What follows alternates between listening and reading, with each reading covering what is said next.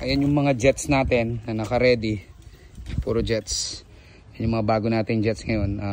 Makikita niyan pag bagong dating natin yan. Pag umaandar na yan, ipapakita ko sa inyo kung ano magiging itsura niyan. So nakaabang yan, naka-ready yan sa plumbing. Nakita nyo kung ano yung plumbing namin. Gaano ka ayos yan lalo na pagdating sa pump room. Silipin natin yung nasa pump room. Ayan yung sa pump room natin. Ayan ginagawa nila ngayon.